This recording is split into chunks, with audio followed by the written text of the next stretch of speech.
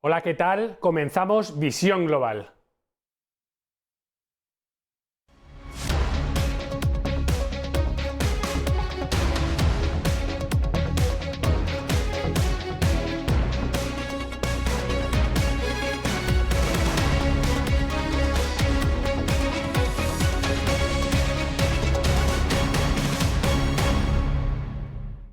Hoy en Visión Global ponemos la mirada en el 14º Foro Atlántico con el tema Iberoamérica, democracia y libertad en tiempos recios, que ha concluido hace apenas unos minutos, en la que han participado, entre otros, el alcalde de Madrid, José Luis Martínez Almeida, en el que ha pedido ayuda a Iberoamérica para combatir el populismo.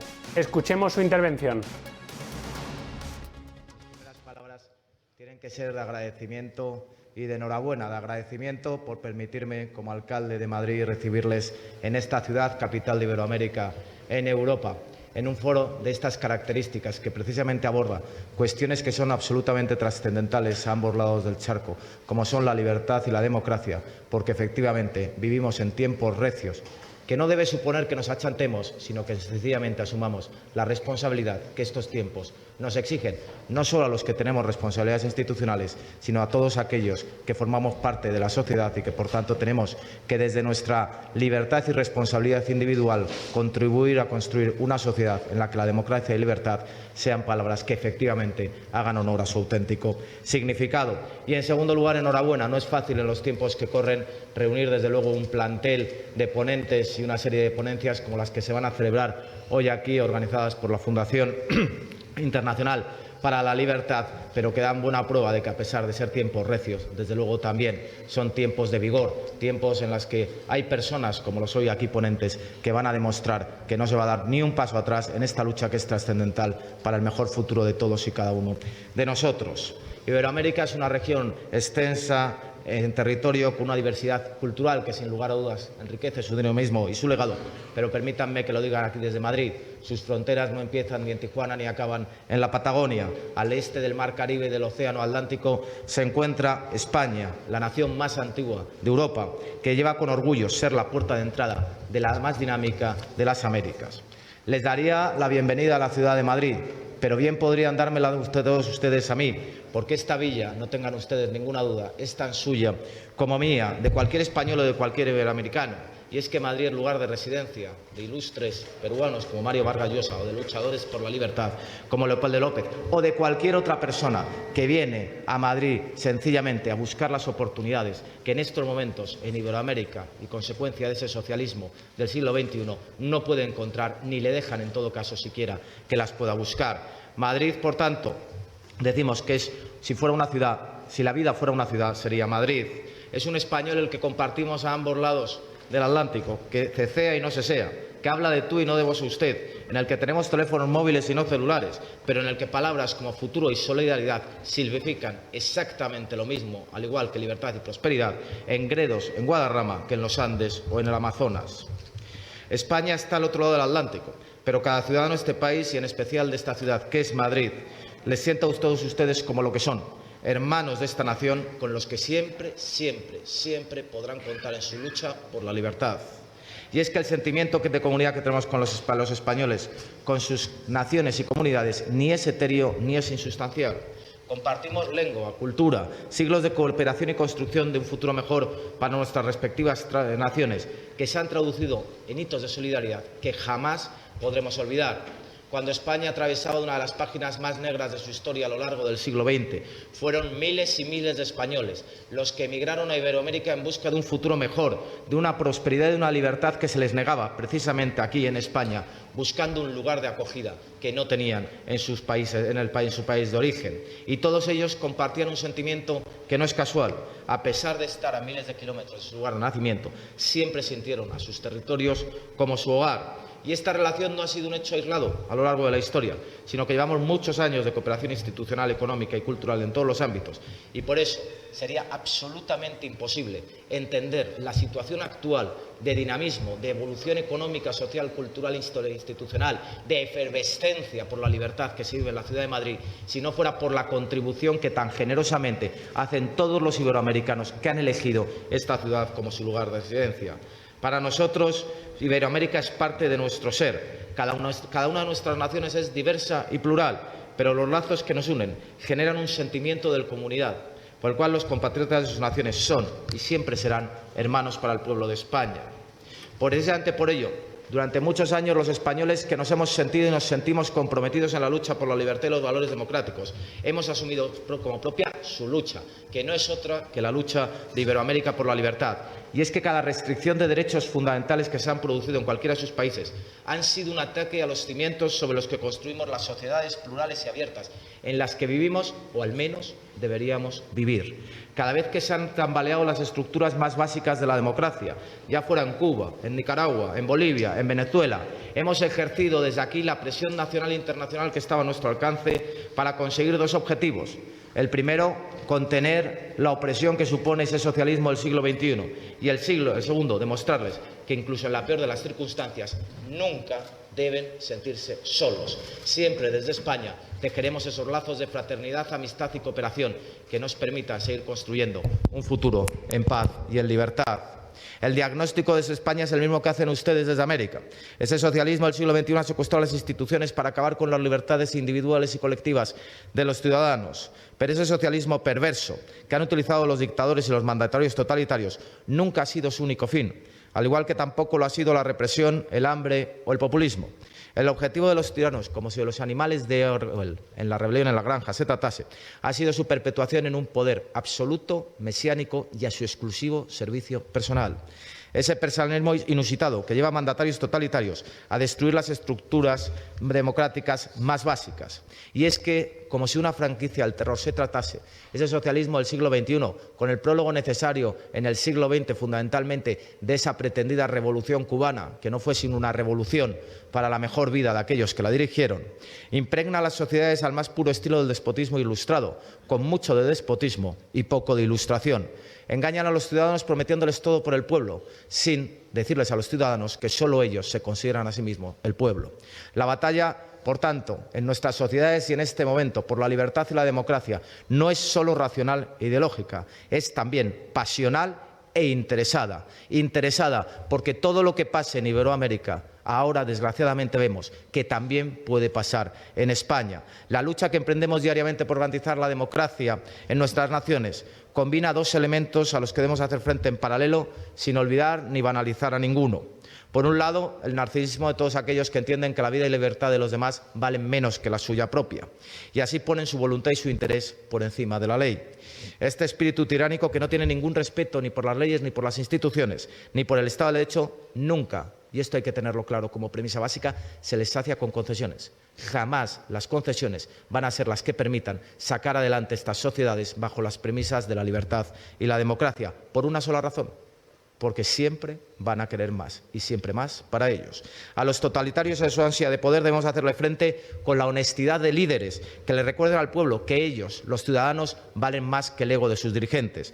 Necesitamos líderes que amen a sus naciones, que quieran servirlas con honestidad, con lealtad, con vocación de servicio público a su país y a sus compatriotas. Líderes que piensen antes en su nación que en sí mismos. Líderes como los que hoy se ha convocado por la Fundación Internacional de la Libertad a lo largo de esta jornada. Pero esa ansia de poder personal no es el único elemento que está intentando acabar con la democracia de Iberoamérica. No es sino la emanación, prolongación y continuación de ese socialismo criminal que asola a las naciones, promete igualdad pero trae miseria, promete libertad pero solo brinda represión, promete justicia pero genera arbitrariedad. A ese socialismo solo se le combate desde la libertad, desde la democracia y desde la prosperidad, con el entendimiento de que nuestras naciones son siglos de historia, de cultura y de evolución social, pero que esencialmente son la suma de la libertad individual de todas y cada una de las personas que conforman las sociedades, desde ópticas plurales, diversas y enriquecedoras, que se justifican porque, pensando diferente, se puede convivir en común. El totalitarismo de los narcisistas y la criminalidad de ese socialismo del siglo XXI son la peor amenaza a la que en estos momentos se enfrenta la democracia en el mundo occidental. Cada país iberoamericano que pierda su libertad arrebata con ello parte de la nuestra, y por eso la lucha de su causa es también nuestra lucha. Escuchábamos a José Luis Martínez Almeida. Asimismo, también ha participado en este foro Mario Vargas Llosa, que afirmó en el Foro Atlántico de la Fundación Internacional para la Libertad, el cual preside, que el gobierno de Francisco Sagasti ha tomado partido por la candidatura de Pedro Castillo. Escuchemos las palabras con las que abrió el foro. Señoras, señores, queridos amigos, bueno, por fin podemos, ahora que la pandemia retrocede, en fin, esperemos que esté retrocediendo, reanudar las actividades a las que ustedes están acostumbrados. Por ejemplo, el Foro Atlántico. Es verdad que la pandemia ha retrasado muchísimo los proyectos que teníamos, pero de todas maneras en este periodo tan difícil para España, para América Latina, no nos hemos quedado, digamos, sentados, hemos tratado de hacer actividades y tenemos algunas cosas que celebrar.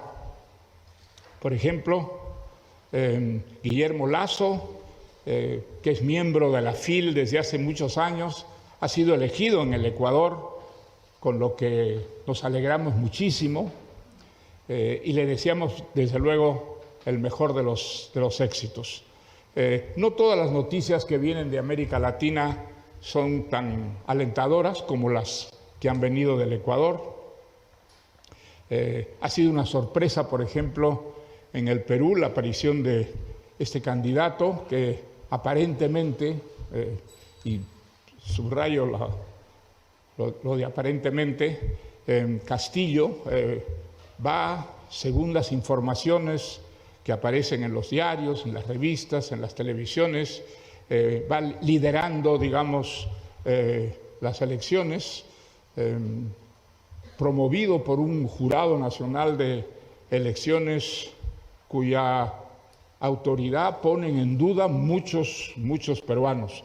Tenemos en la mañana una reunión en la que peruanos que vienen de allá, que tienen un conocimiento directo del problema, van a dar testimonio sobre lo que está ocurriendo en el Perú, que no es exactamente lo que revelan las noticias. Creo que en el caso del Perú hay una cierta tolerancia respecto a informaciones que son muchas veces dudosas, y espero que luego de esta reunión todos queden mucho más y mejor informados respecto a lo que está sucediendo en el Perú. Creo que la causa de la libertad que nosotros defendemos no ha sufrido particularmente en el resto del mundo como en América Latina. En América Latina, sin ninguna duda, ha hecho muchísimos estragos, no solamente la pandemia, sino a consecuencia de esta pandemia, pues lo que era para países como el Perú, por ejemplo, un periodo muy positivo, se ha producido un verdadero trauma y ciertamente un retroceso. Creo que en gran parte los problemas tradicionales de América Latina han cobrado muchísima presencia y están detrás de lo que ocurre en muchos países nuestros. Es un accidente desgraciado al que tenemos que hacer frente, y fundamentalmente, como lo ha dicho el señor alcalde en su magnífico discurso, apelando siempre a la libertad.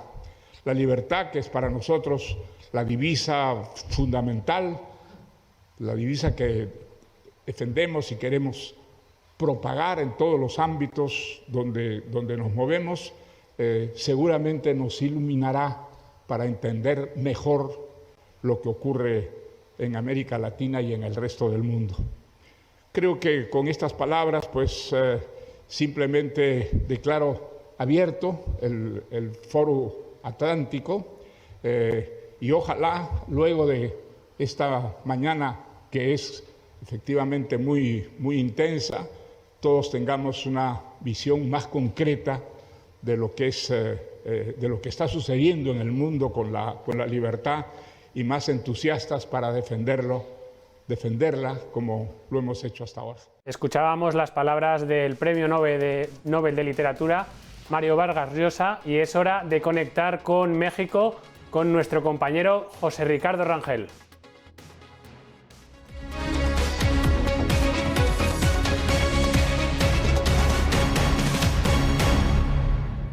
Buenas tardes, José Ricardo. ¿Qué tal? Muy buenas tardes, Gonzalo, amigos allá en España. Pues muy entusiasmados de estar escuchando este foro iberoamericano y vaya, vamos a tener un invitadazo de lujo que nos va a estar hablando de toda esta coyuntura. Pero antes de eso, mi querido Gonzalo, amigos, vamos a los mercados que estamos precisamente a mitad de la sesión. Ahora con terrenos positivos en el índice de precios y cotizaciones, la parte sobre todo del sector infraestructura lo está liderando Alfa con 2.28 a la alza, seguido por la parte de construcción, Cemex con 16.63, esta industria del cemento que pues está creciendo, recuperándose de toda esta crisis de la pandemia, seguido también por la parte de medios, con Televisa CPO, que recordemos que ha tenido una contracción en los últimos días, ya está reflejando una ligera recuperación con 1.98 al alza. Las principales bajas que tenemos dentro del índice de precios y cotizaciones, la parte de la industria del papel, con 1.56, Kimberly. Y bueno, es importantísimo aquí aclarar una cosa, fuera del índice de precios y cotizaciones, tenemos una alza relevante que es muy curioso.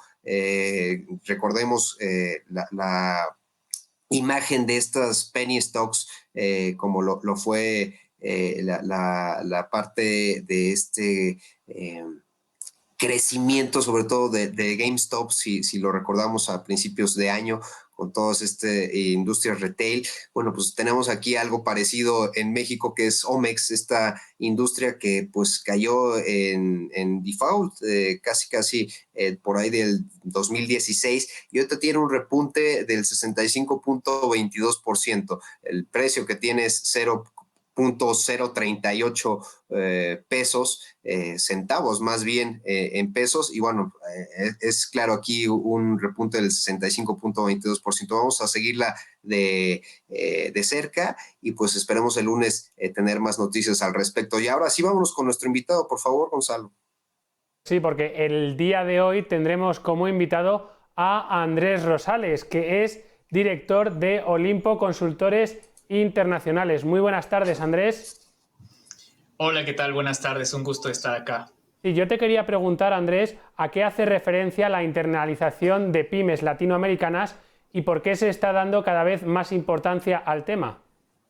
Bueno, como tú lo mencionas, es un tema sumamente interesante y se refiere básicamente a empresas de todo tipo, micro, pequeñas y medianas, que también se denominan emprendimientos, que puedan vender y comprar en mercados extranjeros. Y con esto se infiere un aprovechamiento mayor de capacidades de venta y proyección económica de una empresa.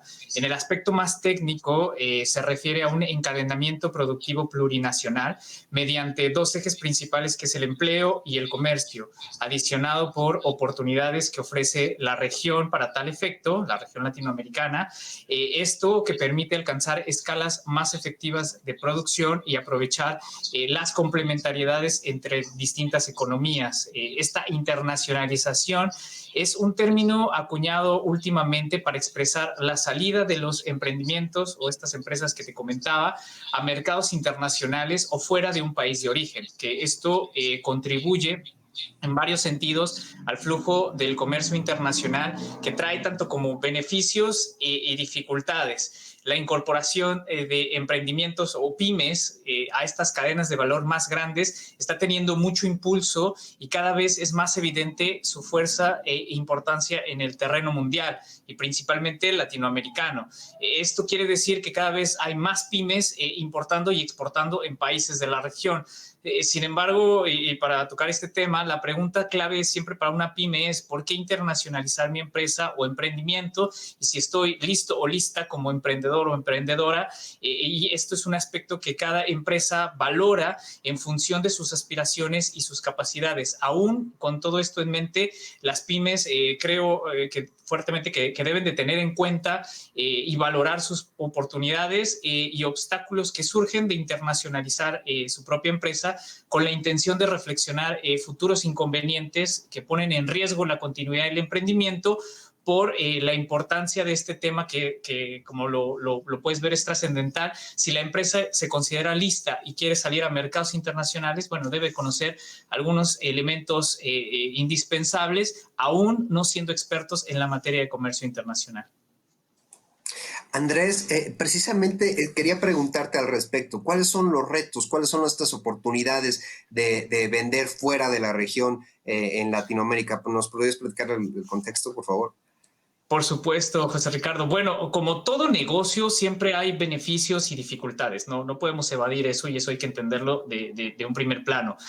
Hablando de las dificultades primero, ya que suelen ser las que se preocupan o los que preocupan un poco más a los empresarios, a los emprendimientos, estos obstáculos de la internacionalización de estas pymes o de estos emprendimientos pueden distinguirse dos importantes. Dejando de lado un momento la dificultad en cuanto a la financiación, que eso es otra línea u otro tema también importante, pero principalmente las dificultades son los documentos, por un lado, las normas y los cumplimientos que tienen que tener las pymes para poder importar o exportar sus productos, y por el otro lado, el tipo de producto y la calidad que imprimen en cada uno de ellos para poderlo también insertar en mercados, que esto va a hacer que el precio se incremente o no sea competitivo en estos mercados. Hablando de los documentos, rápidamente te comento, cuáles son los principales. Por ejemplo, el conocimiento del transporte internacional, certificados de origen, listas de empaque, seguros internacionales, permisos gubernamentales, que en sí ya hacen que este conocimiento del comercio internacional y de internacionalizar su empresa,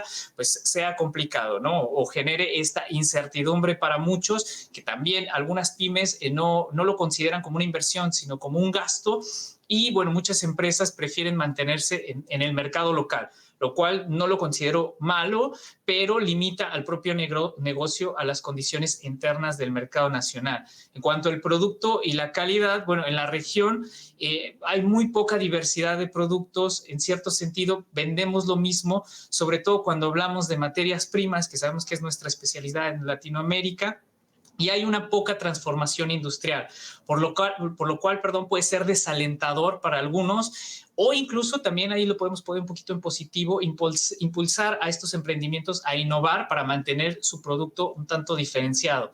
También te mencionaba que la calidad es uno de los principales problemas u obstáculos que existen dentro de los emprendimientos, porque los mercados internacionales en sí son exigentes y cada país establece más o menos exigencias a los productos. Como consumidores, por ejemplo, nosotros no queremos productos inservibles. Y aquí hay un pequeño detalle. En algunas economías este aspecto lo utilizan, el aspecto de la calidad, lo utilizan como una interpretación muy subjetiva que para algunos casos se tiende a usar para proteger mercados nacionales, que ese también puede ser otro pequeño obstáculo. En fin, estos obstáculos y el cumplimiento de todo lo que eso conlleva, de manera directa o indirecta, provoca que el producto en el mercado internacional aumente de precio al consumidor final, por lo que eso también disminuye las capacidades de competencia en los mercados extranjeros, sobre todo asumiendo que las micro o pequeñas empresas, principalmente estas que son las más susceptibles o las más vulnerables, no tienen la capacidad productiva o financiera para asumir consecuencias o costos, incluso riesgos. Pero bueno, dándole un panorama de cuáles entonces serían los beneficios de todo esto, sería que el comercio exterior se ha visto impactado fuertemente por la globalización y por tanto ahora es mucho más fácil usar los canales de distribución que son más accesibles al pequeño empresario, que ya son más cercanos a él, no teniendo que gastar grandes cantidades en poder comprar o vender en mercados internacionales, que eso ya es en sí una gran ventaja. En la región latinoamericana, considero que, y bajo todos los esquemas posibles que hemos visto últimamente, está preparada para comercializar bienes y servicios de manera más fluida. Esto, te lo comento, debido a los tratados y acuerdos comerciales internacionales que hay, que en sí son vastos y que permiten la facilitación del comercio, sobre todo en el acceso a la información, las tecnologías, la armonización de requisitos para tener las capacidades de cumplir ante la autoridad nacional, además de los beneficios propios de plataformas digitales para entregar documentación de manera más fácil y sin tantos problemas. No tienen, en todo caso, las pymes o los emprendimientos que ser expertos en comercio internacional. Existen múltiples intermediarios o encargados de facilitar esta información o procesos logísticos. De eso hay entes tanto privados como estatales que apoyan fuertemente a los emprendimientos, sobre todo aquellos denominados nuevos emprendimientos que buscan internacionalizar su empresa. En el comercio internacional, bueno, además existen múltiples opciones. En fin, en general hay un mundo de posibilidades para aprovechar del comercio regional, pero depende de la valoración de cada pyme para aventurarse en esa actividad.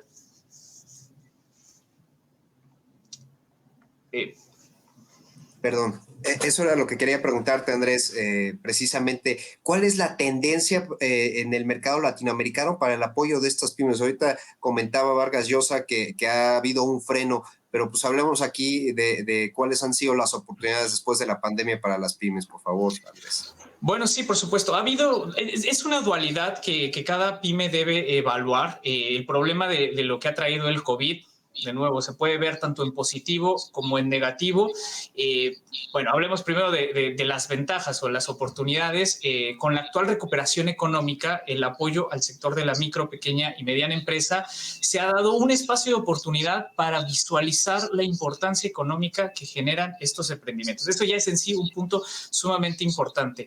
De esto debemos señalar este panorama positivo de la expansión tecnológica y digital que ha permitido entregar herramientas a muchos emprendimientos para uso, por ejemplo, del comercio digital y las posibilidades de internacionalizar sus productos, por lo menos que sean visibles en mercados extranjeros, ya que eso es una gran oportunidad para concretar negocios en el exterior. La parte negativa que considero podría señalar el uso o más bien el mal uso y falta de conocimiento de dichas herramientas para el aprovechamiento efectivo de estos emprendimientos. Además, resulta que en muchos casos hay una falta de infraestructura digital que disminuye la competencia frente a otras regiones o frente a otros países. Andrés Rosales, muchísimas gracias, director de Olimpo Consultores Internacionales. Gracias por darnos tu análisis precisamente de todo este contexto de la pyme y del emprendimiento a nivel Latinoamérica, y esperamos verte nuevamente aquí en Visión Global por Negocios TV. Muchas gracias, a las órdenes. Muchas gracias, Andrés. Hasta luego. Gracias, Andrés. Nos vemos, Gonzalo, amigos allá en España. Nos vemos el próximo lunes. Excelente fin de semana. Un fuerte abrazo. Y ahora es momento, como cada viernes, de ver el análisis de Enrique Martínez y Morales. Después de casi 2 años de una política de ajustes a la baja en su tipo de interés de referencia, sorpresivamente Banco de México decidió subir la tasa en 1/4 de punto porcentual para ubicarla en 4.25%. La razón es evidente. La inflación se está saliendo de control y ya supera en 100% al objetivo del Banco Central. Rubros muy sensibles han incrementado sustancialmente sus precios, como las gasolinas, la energía eléctrica, gas, frutas, legumbres y cárnicos. Al subir el interés, por un lado, se encarece el dinero para quienes necesitan un crédito para emprender un negocio. Y por el otro, quienes tienen recursos ahorrados no querrán arriesgarlos en proyectos cuando están ganando más por dejarlos ahí en sus cuentas. Por lo que cuando suben las tasas, cae la inversión y la economía se contrae. Algo no muy bueno cuando tuvimos un año previo con crecimiento negativo de casi 2 dígitos. Aquí surgen 2 reflexiones importantes. La primera es que no debemos dejarle toda la responsabilidad de controlar la inflación a Banco de México. La competencia siempre es sana y obliga a reducciones en los precios. Por eso es importante que las energías renovables sigan generándose, que se sigan comercializando diferentes marcas de gasolinas y que se destinen más apoyos al campo. Con eso se podrá quitar presión al incremento de los precios en energéticos y en los alimentos. La segunda es que el control de la inflación no debe ser la única responsabilidad de Banco de México. Hay otros objetivos como el crecimiento y el empleo, igual o más importantes. El incremento en la tasa es apenas de 1/4 punto porcentual. Quizá no sea tan significativa aún, pero preocupa el mensaje enviado y el cambio en la tendencia.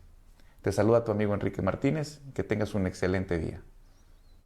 Bueno, y llega el momento, yo me despido de todos vosotros, pero no se vayan porque Visión Global continúa. Vamos a ver ahora la entrevista que ha hecho nuestra corresponsal en Estados Unidos, Visila Bococo, que habla de un tema interesantísimo, el emprendimiento digital y los cursos online.